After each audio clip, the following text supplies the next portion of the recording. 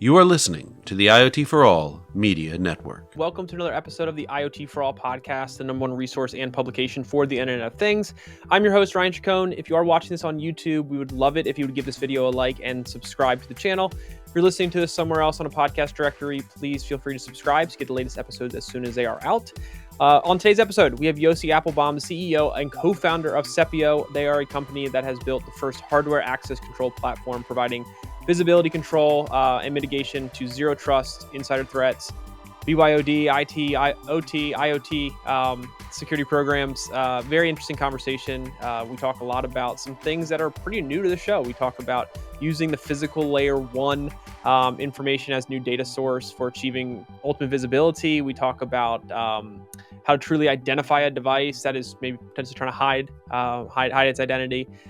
We talk about why that matters, a lot of other security-related topics and challenges that we're seeing in the space, and what are some of the biggest risks enterprises face in the IoT world. So very good conversation, and I think you'll get a lot of value out of it. But before we get into it, any of you out there are looking to enter the fast-growing and profitable IoT market, but don't know where to start?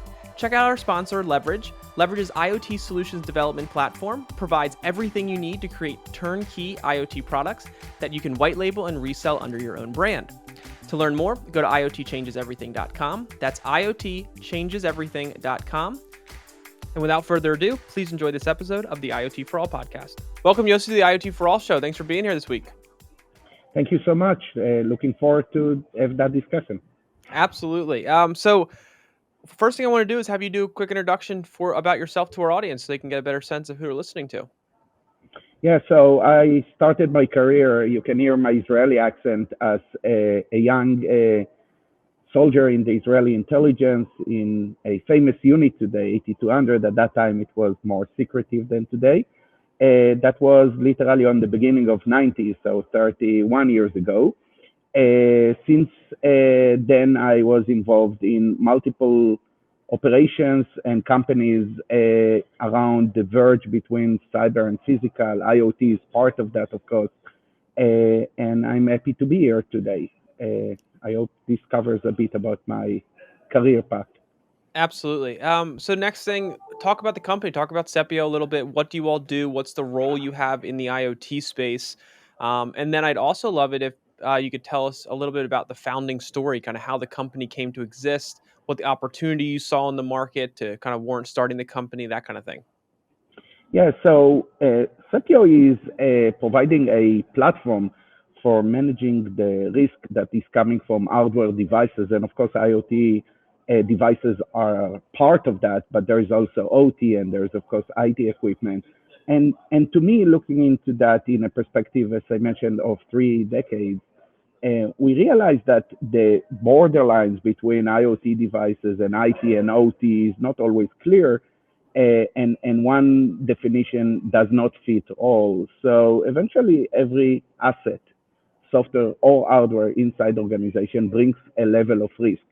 And some of that is acceptable and some of that is not acceptable. And every organization has its own policies of how to manage that risk and how to define what is risky and what is not. So Sepio's approach is to first provide full visibility of all hardware assets. Mature organization has quite good tools today to understand the software aspect of that, but not so many efficient tools to literally see in one glance all the assets, all the hardware assets, and understand the risk that is coming from that. So this is eventually our space. Technology-wise, we are literally sitting, as I like to say, on the bottom of the barrel. It's a layer one of physical layer technology. So totally taking meaningless physical characteristics and being able to use them in order to provide that visibility part. On top of that, of course, there is the aspect of compliance and management of what is allowed to be connected in terms of specific vendors, specific functions of devices into sections within the infrastructure. And then, of course, the third part of the mitigation of the undesired, unwanted, too risky devices within the organization. You mentioned level one, the physical layer. Can you explain to our audience just kind of at a high level what that exactly means? So eventually, when we look into the security market, especially in the cybersecurity market, there is the OSI 7 layers model that eventually each one of the tools in the industry, from cloud security to email security to application security and many other firewalls and intrusion detection systems and network access controls, eventually maps into one or more layers into that model that and became actually the, let's call it, the de facto Bible of mapping solutions into the stack. The bottom of that stack is the physical layer, layer one up to layer seven, and the top layers, of course, are application security. But the bottom layer has to do with the connectivity layer, the fact that a device wirelessly or wiredly connected into the infrastructure as a physical impact on the connectivity layer. So, Ethernet ports and USB ports and Bluetooth and Wi-Fi, all of these are impacted by their physical parameters based on the device that is connected to the infrastructure, to the Cisco switches, Juniper switches, Wi-Fi access points, to the USB port of your endpoint, and so on and so on. So being able to look into that considered for many, many years undoable physical layer that has no protocol and no addresses and all of that, and using that new data source in order to provide that visibility is actually generating a new perspective and new ability to map everything without the need to analyze the behavior of devices or the traffic inside the network as in layer 2, layer 3, layer 4 Gotcha. security solutions. So then let me ask, what is so unique about that layer one data, and how does it help you identify devices and kind of just work in general to kind of provide value? So just imagine your hand touching the desk. You have a unique fingerprint, and that unique fingerprint as a identification or allow to identify you. Regardless the name you'll choose to use on that day, from Ryan, you can change your name on the Mm, screen to someone else, the fingerprint never change.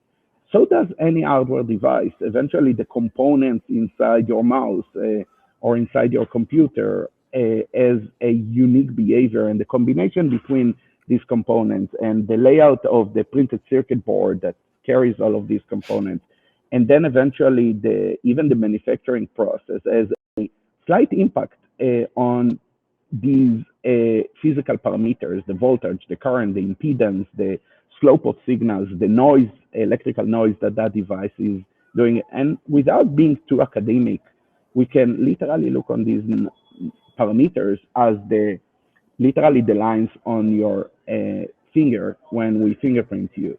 mm, So your Dell XPS 13 laptop will have a totally different fingerprint than your Raspberry Pi and all of that. Now, you gotcha. ask a very important question. What do you do with that? Or in a way, why it brings or how it brings a value? And first, understanding the attack surface for any security professional is crucial. And being able to map all devices is a significant part of understanding the attack surface. The challenge is, how do you do that in hardware devices without focusing and without building actually an A stack of unbelievable amount of data that is based on the network traffic Mhm.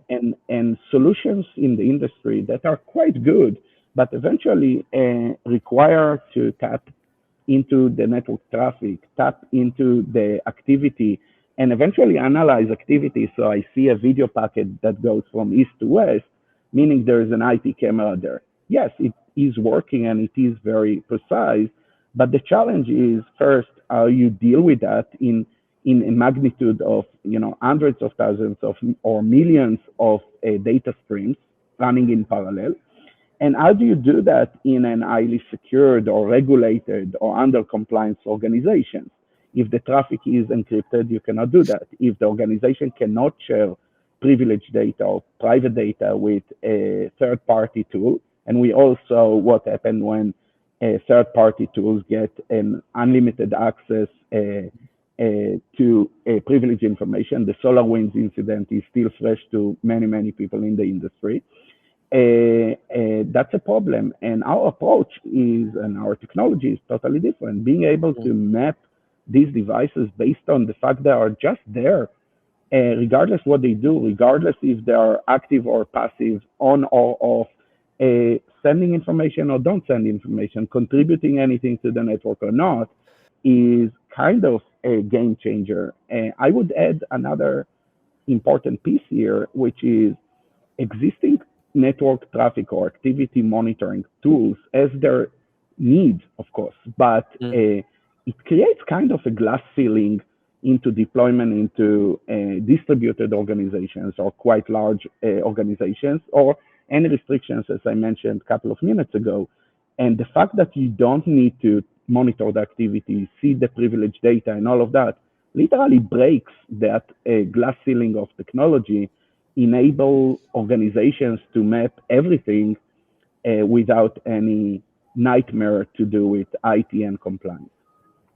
One thing I was thinking about was you talked about earlier on kind of the ability to identify devices, um, and I, is there how often do devices try to hide their identity, and when that happens, how do you kind of solve that?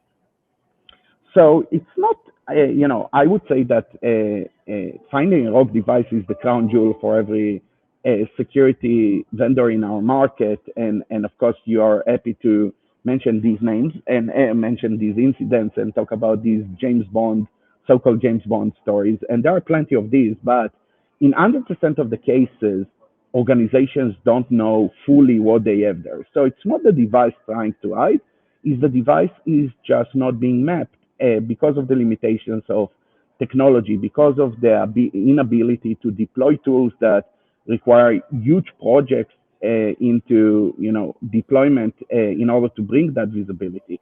And eventually, one of our board members, she's an experienced, smart woman with history in the CIA, once said a sentence that I keep mentioning, which is, for a CISO or for a security expert, not knowing what's there is literally signing on an empty, like an open check. You sign on that you're responsible for that, but you don't know what you're responsible to.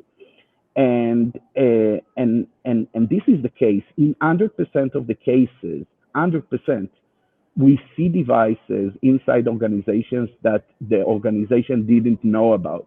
And it's not just BYOD.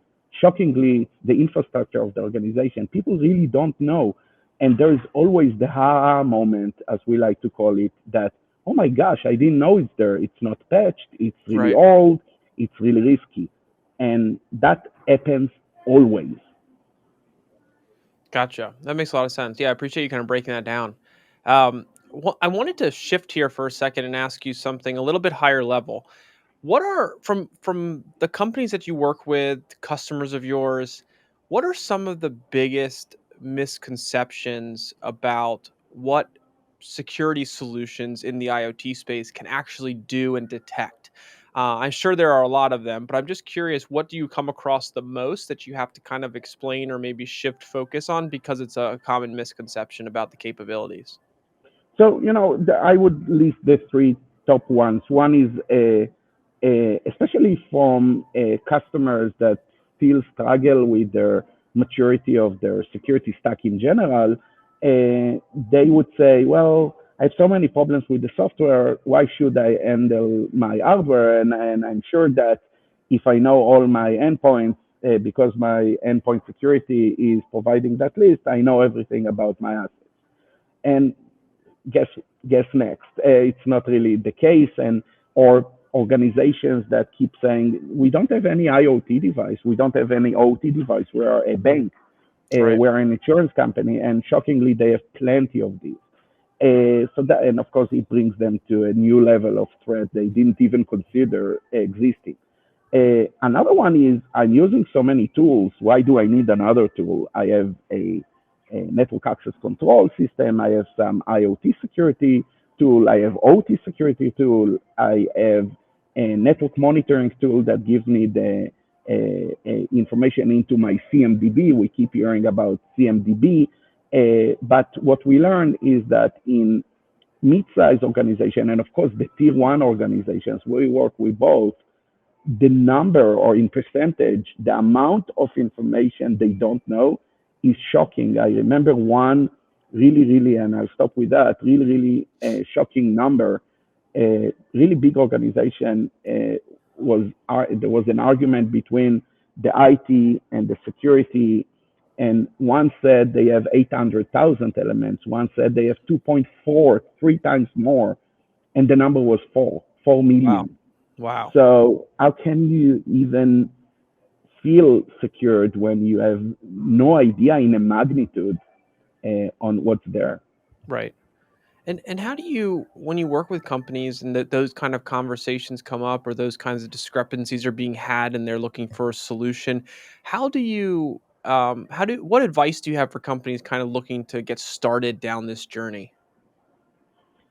It all starts, people always try to find a solution to solve all of their problems. That's the human nature, right? So I want a system that will allow me to see everything, manage everything, deal with not just the hardware, but the firmware, not just the firmware, but the vulnerability, and so on and so on and so on. So they try to bite a huge bite, and it's undoable in most cases. And I would always recommend to organizations, regardless if it's hardware or software, first understand your assets. And yes, we Mhm. do provide a solution to allow you not just to understand, but literally to control and mitigate. But start by understanding what you have. And it takes, if you have the right tools in software and in hardware, it takes very little time to get a grip on what's going on if you chose the right tools, if you chose the right technologies.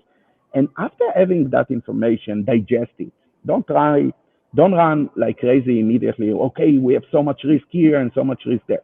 Digest, prioritize, and then you'll realize that your initial plan in most cases will be totally different than the one that you'll bring eventually. And I remember working with an hospital and mapping all of their devices and giving them a risk score. And the immediate action was like, we have so much information inside our endpoints and it's so risky and so on and so on. But then Right. they started to look on their medical devices Mm. and the impact on the organization with unknown devices there was potentially huge comparing to the endpoints. So take your time, understand, digest, and then plan. Absolutely. It's great advice. It's an interesting topic for sure because security is not always the at top of mind for people who are kind of venturing into an IoT solution, but it needs to be, right? It needs to be super important, and it kind of causes problems down the line if they're not bringing in these elements early on. I think we've seen that, especially just there's been supply chain kind of things happening. I know we've heard of some supply chain attacks and kind of focusing on the devices that are connected. Um, the last thing I want to ask you is like, what do you think the biggest risks are out there for companies right now that they should be focused on? I see in one end, quite wide in industry threats, but also very narrow into our market. And I think that while most of organizations today have some idea of what they are going to do with their modern programs, their zero trust, work from anywhere, cloud, and all of that, we keep forgetting about the basics. Sure. And I think that CIS, Center for Internet Security, mentioned a while ago, not too long ago, that the basic is the most concerning because we see today, because of the movement to modern security programs, is that all threats coming back. And if 20 years ago, 15 years ago, everyone talked about USB devices, and everyone were under impression that, well, now it's not a concern anymore because we closed that door and we moved on. So many organizations don't deal with that anymore, and then we see a increasing number of incidents around that. So I think that the simple thing that I see and the simple thing that I can suggest is, while you think about the future, don't forget every once in a while to look back and make sure that at least the basics are covered. And of course, what we do here in Sepio is important to that, but there's many other stuff that not just what Sepio is doing that is extremely important to do with that. And last thing is, don't stick to common definitions of things and make them customized to you, because some organization would call an IoT device only, webcam or IP cams and couple of sensors. But in many aspects, even your mouse connected to your endpoint falls into the definition in IoT device in many aspects. It has a connectivity to your organization, access to the data, ability to manipulate data, and it is a device. So be careful from following the crowd without customizing the threat and the assets into your world and risk world, at least. Absolutely. No, I totally agree with you. Super fantastic kind of information here. On a topic we haven't talked too much about lately. We haven't really dove into kind of these elements. So I really appreciate you kind of taking the time. Thank you. For our audience out there who may have questions, follow up, wants to learn more, get in touch with you all, what's the best way for them to do that? So first, we are generating, like our marketing team, generating a lot of valuable information in our website, sepiocyber.com. There's also an ability to reach out through that and send messages. We try to provide help and building better security to everyone, not just selling solution, but literally solving problems. Fantastic. Well, we'll make sure that we get all this information out, kind of attached to this webinar or podcast. Sorry, and I think our audience definitely take the time to look into what you have going on. A lot of great resources and valuable information in an area that people need to be paying a lot of attention to, especially as they're looking at bigger deployments and really, making sure they have a good chance of success. So, truly appreciate your time. Thank you so much for being here, and hope talk again soon. Thank you so much. All right, everyone. Thanks again for watching that episode of the IoT For All podcast. If you enjoyed the episode, please click the thumbs up button, subscribe to our channel, and be sure to hit the bell notification so you get the latest episodes as soon as they become available. Other than that, thanks again for watching, and we'll see you next time.